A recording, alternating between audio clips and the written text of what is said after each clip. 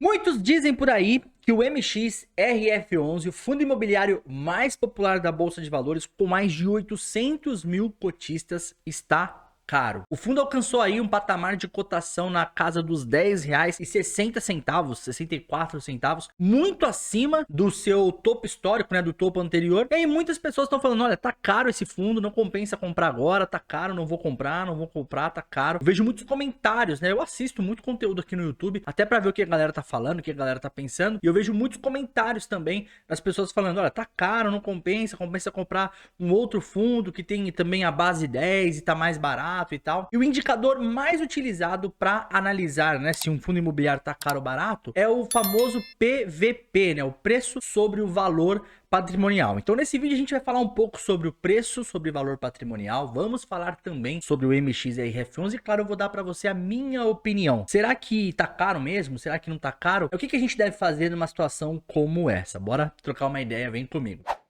Nos últimos 12 meses, o MXRF11 se valorizou quase 12%. Para ser mais exato, foi 11,66% de valorização. Quando a gente olha o gráfico, eu vou pôr aí na tela para você, até assusta ver, né? É uma valorização muito exponencial e foi muito mais concentrada agora, né? No começo desse ano de 2023. E aí muitas pessoas, claro, estão tirando aí como conclusão de que tá caro investir no MXRF11, ou seja, comprar mais cotas do MXRF11. E para as pessoas falarem isso, né, falar que tá caro investir no MXRF11, elas olham principalmente um indicador chamado preço sobre valor patrimonial. O que é o preço sobre valor patrimonial? Né? Sendo bem rápido aqui no conceito desse indicador, a gente pega o preço ali desse fundo imobiliário, então a quantidade de cotas que tem negociando na Bolsa de Valores, multiplica pelo preço de uma cota, a gente vai chegar no preço desse fundo hoje na Bolsa. Nós dividimos sobre o valor patrimonial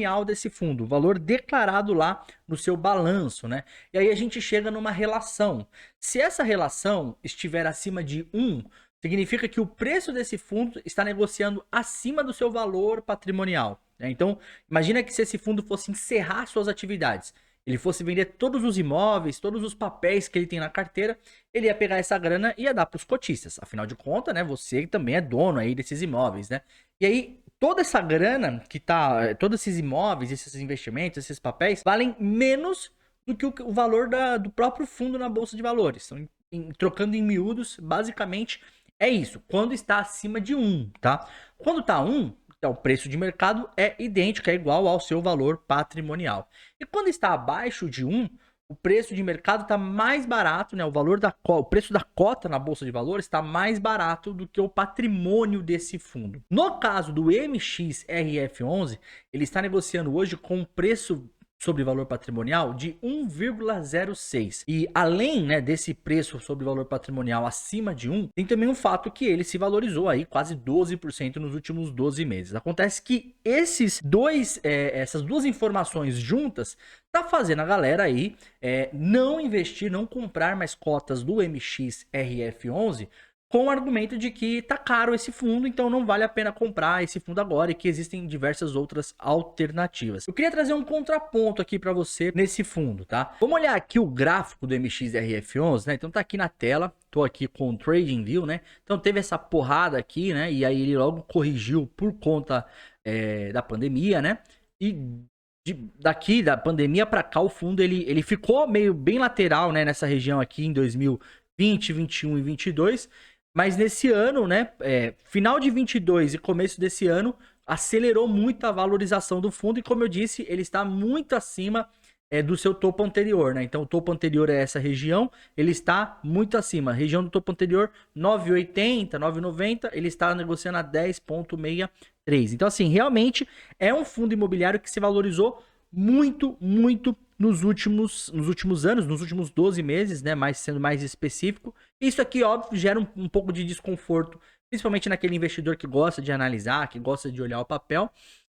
Só que eu acredito que a gente não tem que ficar de olho somente nessa informação, somente nesse dado, e principalmente somente no preço sobre valor patrimonial. Eu costumo falar para as pessoas que eu presto consultoria, para os meus alunos e as pessoas que eu já conversei, né, nesses meus mais de 10 anos de mercado financeiro, que a gente sempre precisa entender a história por trás de um indicador, né? Um indicador sozinho, ele não me diz nada, né? Eu preciso entender a história por trás daquele indicador. Qual que é a história por trás daquele indicador, né? E no caso do MXRF11, a gente vê um fundo que vem trabalhando, né? Um gestor, um administrador que vem trabalhando muito bem nos últimos 12 meses, com o objetivo de aumentar, de alavancar a distribuição de renda para os cotistas. A gente percebe que era um fundo que distribuía ali 0,8, né, 0,08, 0,09 de provento mensal. Hoje já alcançou um crescimento aí, né, de 0,12 de distribuição mensal.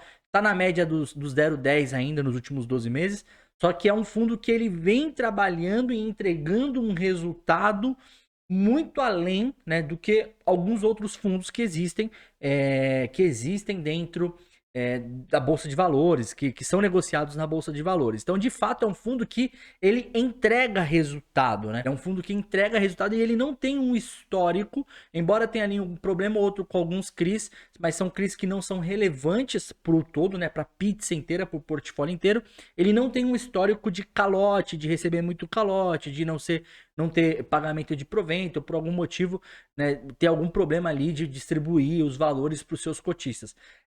Esses fatores atribuem a esse fundo, né, um valuation mais esticado mesmo, é natural, né? Porque é aquilo que a gente sempre fala, quando você faz um investimento e o seu risco ele vai ser um menor, o seu risco ele vai ser o risco de você receber calote, alguma coisa do tipo, ele é menor, naturalmente o valuation, eu tô falando isso de investimento de renda variável, ele vai ser mais esticado, né? A gente vai ter um valuation dele, ele vai ter uma precificação maior.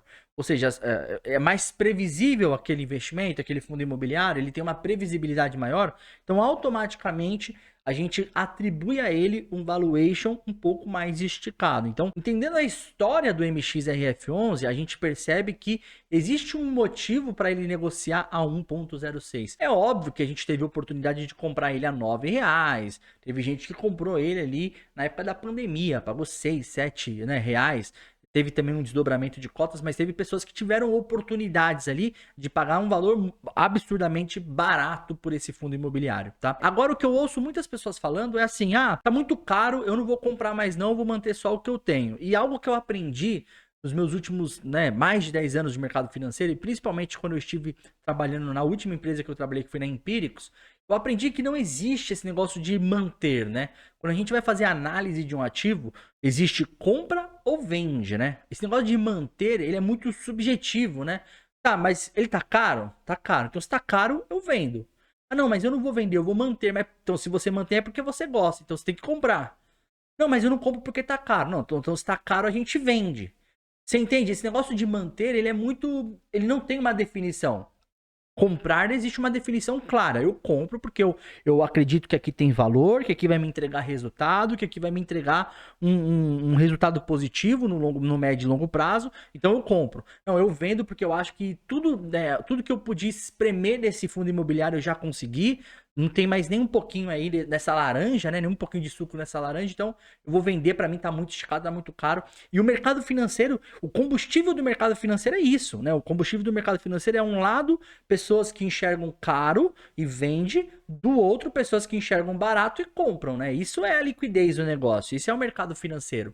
Então, muitas pessoas que vêm falar comigo e tudo mais, falando, pô, Danilo, mas, poxa, tá, eu vou manter aqui o que eu tenho, eu já atingi o patamar de 500 cotas, né? As pessoas colocam essas metas, 1000 cotas, eu vou manter aqui e eu vou investir num outro fundo aqui que tem base 10 também, que tá custando, vou investir no VGHF 11, por exemplo, que é um outro fundo excelente, mas é porque tem a base 10 também, só que não entende a história desse fundo, né? Não entende qual que é a composição desse fundo. Então, no caso do MXRF11, vamos conversar um pouco sobre ele, eu uso aqui o Status Invest para poder analisar os ativos, né? Eu gosto bastante da plataforma dessa galera. Enfim, não é nenhuma publi aqui, eu só tô falando porque eu gosto.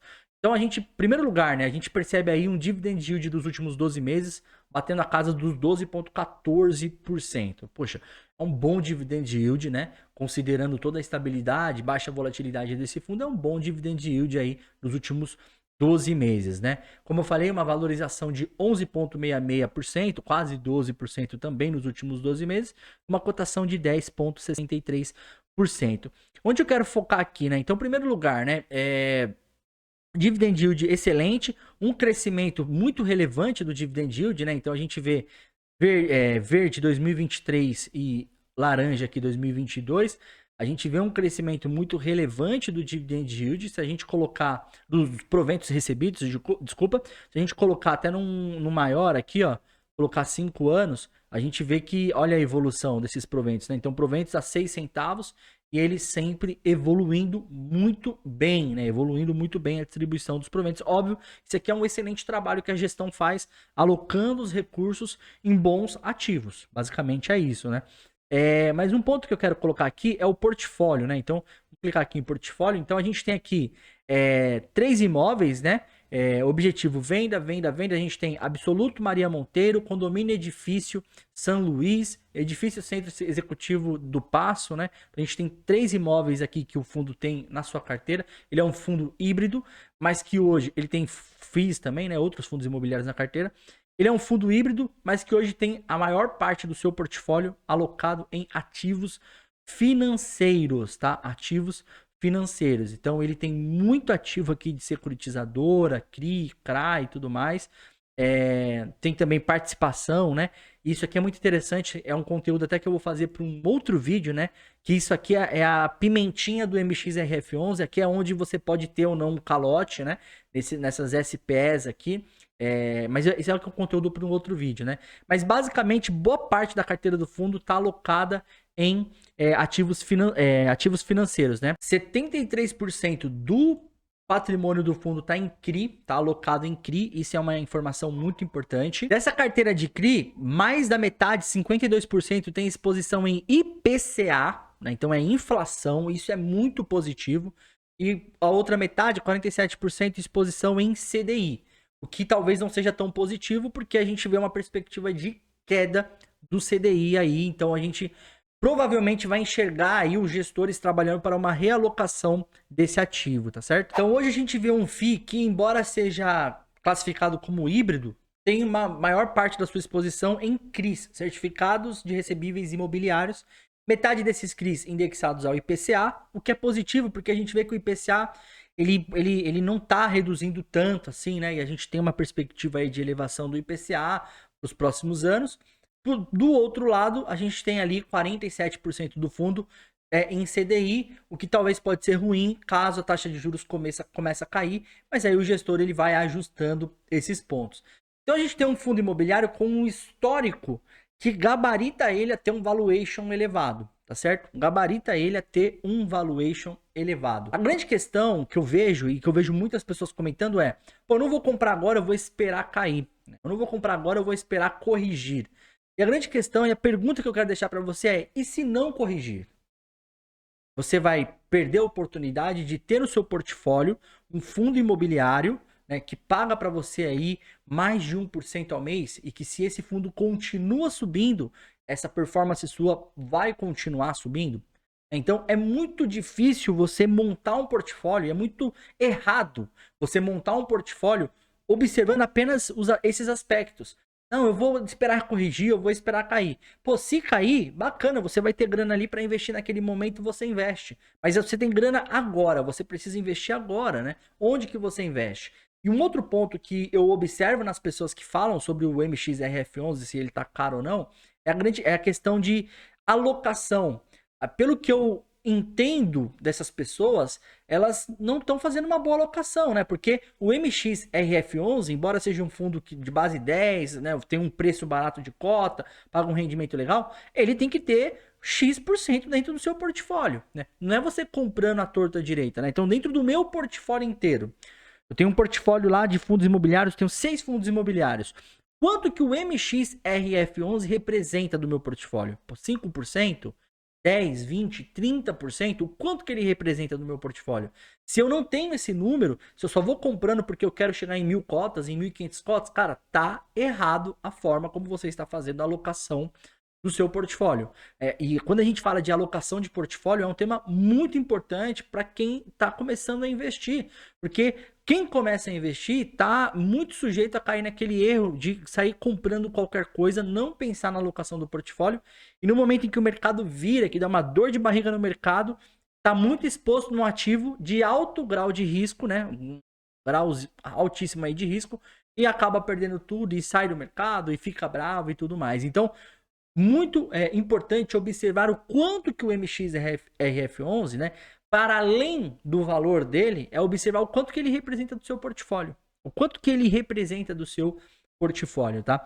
Um outro dado interessante, e eu vou deixar aqui no card, aparecendo para vocês, é que o fundo anunciou, né, que foi aprovada a emissão de novas cotas, 500 milhões, até 500 milhões de reais de novas cotas, não tem, né, nenhum dado, nenhuma informação que vai ser passada, e essa nova emissão, ela pode introduzir um novo valor para o fundo, né? Pode não, ela vai introduzir um novo valor para o fundo, porque essa nova emissão, e pode ser até o que está acontecendo agora. Muitas pessoas estão comprando o fundo já sabendo que vai entrar essa grana no caixa do fundo e que eles vão aumentar ali o provento. Então, o mercado, ele não é reativo. E quando eu falo mercado, os investidores do mercado, eles não são reativos, né? O que é ser uma pessoa reativa? Toma uma atitude com base num acontecimento, num fato. O mercado não, o mercado ele nem espera acontecer, ele já antecipa. Pô, se os caras estão fazendo captação é porque os caras vão alocar isso aqui, a perspectiva de aumentar provento de distribuição é muito grande, então o mercado já vai e compra. Então assim, em resumo da ópera aqui para você que está assistindo esse vídeo, cara, não fica só no preço sobre valor patrimonial, isso é um erro grotesco, tá? É um dado, é um indicador importante? É importante. É o mais importante? Eu colocaria entre os mais importantes, tá?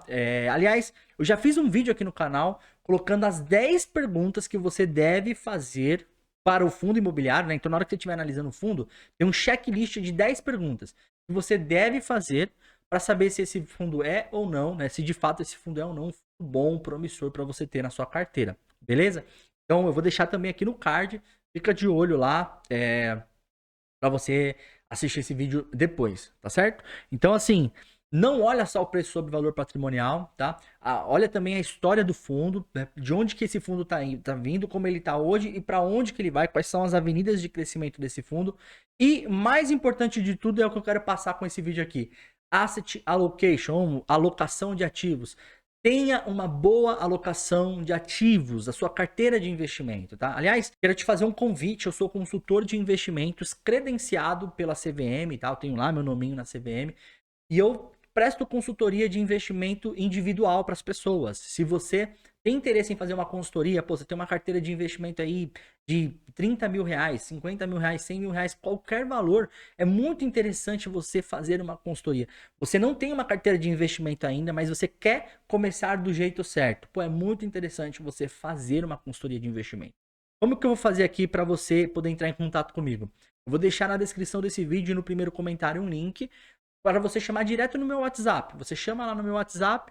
Pode ser que eu demore um pouquinho para responder, eu já estou te adiantando aqui, tá? Porque tem bastante mensagem lá. Mas você me chama no WhatsApp e a gente vai trocar uma ideia, vai marcar uma reunião e aí eu vou nessa reunião entender quais são suas necessidades, se faz sentido para você, né, de fato uma consultoria de investimento.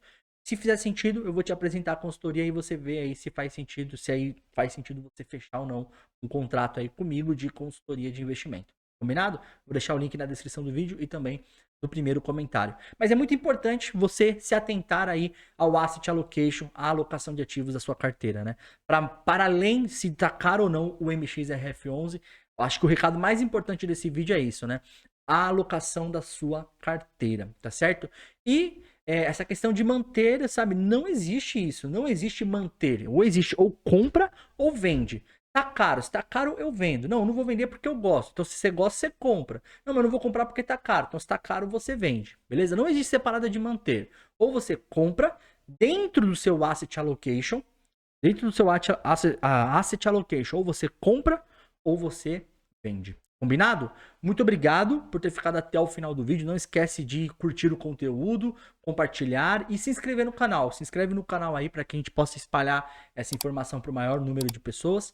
Mais uma vez, obrigado por ter ficado até o final do conteúdo. Se quiser trocar uma ideia comigo, meu Instagram vai estar aparecendo aqui. Pode me chamar lá, mandar direct, a gente troca uma ideia, tá bom? Grande abraço, até o próximo vídeo. Tchau, tchau.